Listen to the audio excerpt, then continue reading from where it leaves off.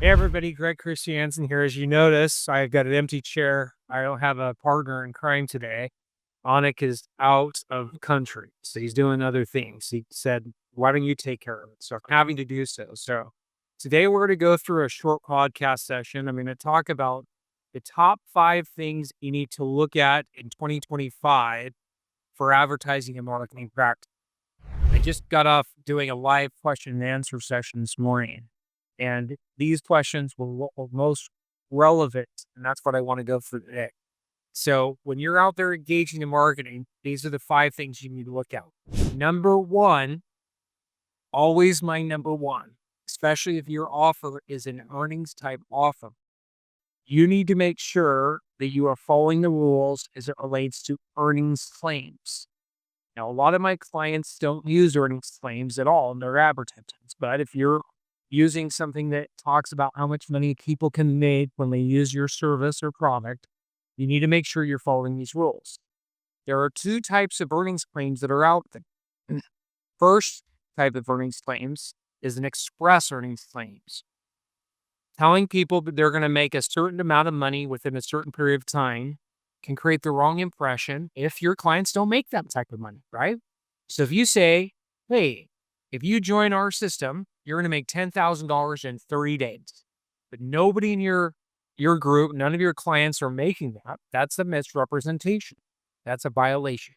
So express earnings claims, it's not that you can't do earnings claims, it's just they have to be truthful and accurate. And if you make a statement that's a misrepresentation, then you can get in trouble. Number 2, on this second type of earnings claims, so still number 1 on my list, but number 2 type of earnings claims is implied earnings claims. I see this all the time. Let me tell you about what I did last month. I made $50 million. And then you give the impression that people who work with you will make a tremendous amount of money. Maybe not $50 million, but they'll make, a substantial amount of money because they'll follow exactly what you're doing and you're successful. They'll be successful. But at the end of the day, your clients are not like that. Only a fraction of your clients are making money, so that's an issue. So implied earnings claims I see all the time. And there are certain requirements. We're going to go into step number 2, which is testimonials in a second, and explain how you do that properly. The FTC, when they bring a suit under claims of earnings related nature, they always will bring cases and causes of action in those cases for false or unsubstantiated claims, specifically in this case, earnings claims. If you can't substantiate a claim, then you get in trouble. So number 2 is testimonials. So earnings claims is the number 1 issue. Number 2 has got to be testimonials. Testimonials are the purest examples of an implied earnings. Whenever you use your own story or the story of one of your clients, or you have people that are on your podcast talking about their successes, you have to follow 4 basic elements. Number 1, you need to have authorization in order to share that story. Written authorization, I would recommend. Number 2, if you're going to share a story, whether it's your own or somebody else's, even if they're not your client, but you're using it to promote your own services, you have to have the documentation to support the claims they make. For example, if I say, look at my client, Teddy. Teddy made $10,000 30 days after finishing my program.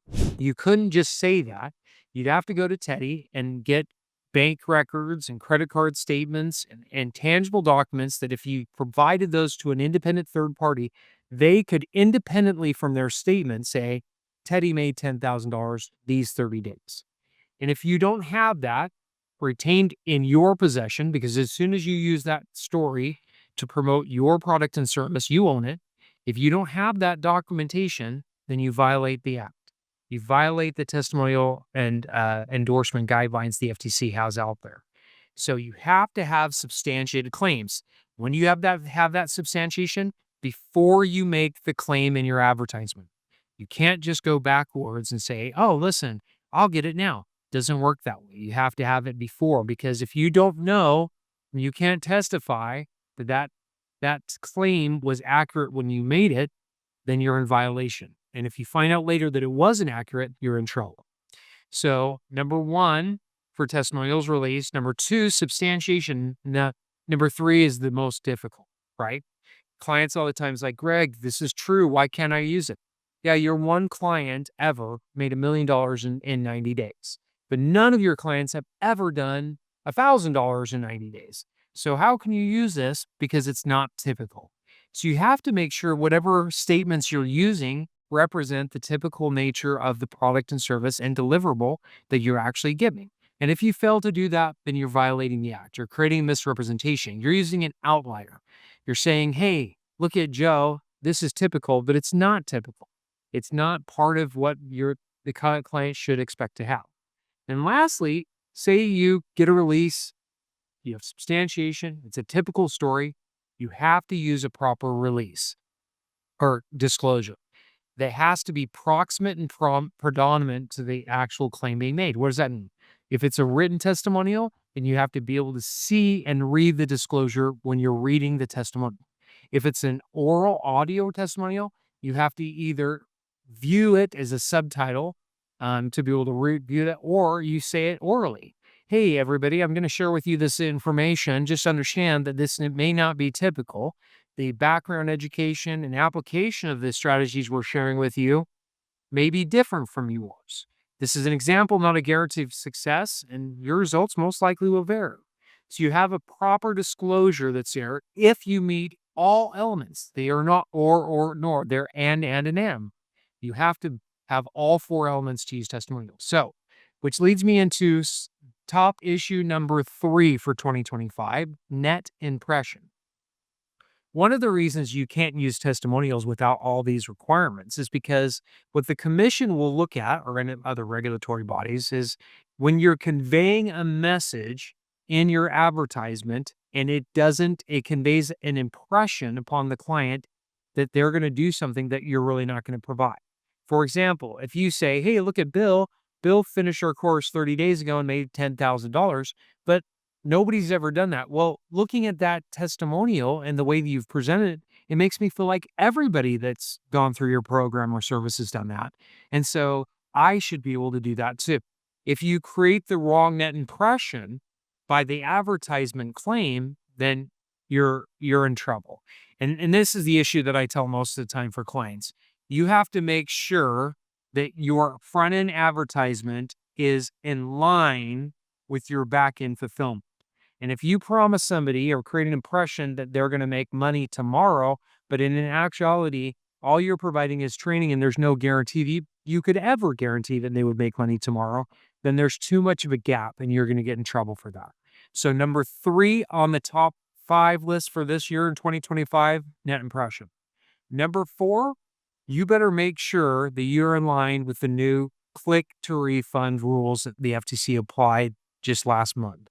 Now, what does that mean? So coming into effect this year, if you have a client that's signing up for some sort of continuity subscription, month-to-month payment, annual payment, and you don't give them the ability to easily cancel that transaction online, then you're in violation with updated rules and regulations.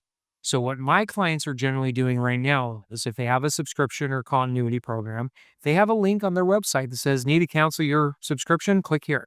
And it gives them instructions on how they can online click to cancel.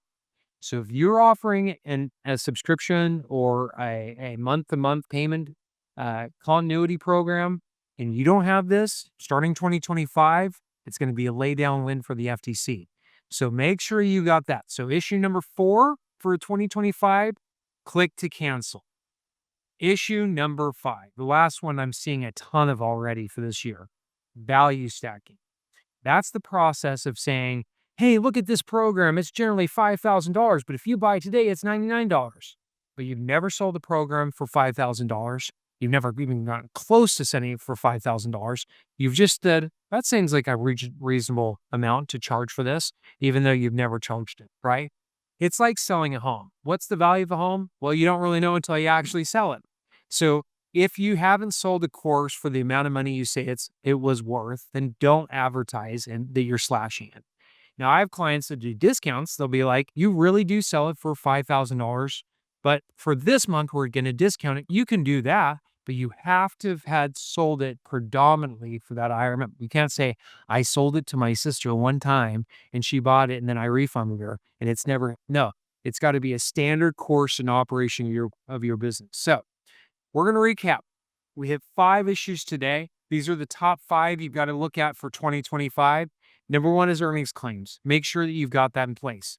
Number 2 is using proper testimonials and following the testimonial policy of internal. Number 3 is net impression, making sure that the impression you convey to your consumers, your clients, is going to be in alignment with the fulfillment products and services you actually provide. And then having 4, the click to cancel ability for that, if you're offering continuities or subscriptions to be able to do that. And number 5, making sure that you're not value stacking. So anyway, I appreciate your time in attending this today. I know I'm by myself, so it's just me doing a lot of talking, but hopefully that's given you some insight of what to look for in 2025. As always, we're here to provide support. If you need that, you can reach out to us at NAOSAC. You can get don'tsaysthat.com and you can look at the book, Don't Say That. So I appreciate it. I'll be with you one more time before Anik gets back just by myself, but hopefully he can take over and join me in a couple weeks and we'll have some more contact. So thanks again and have a nice day.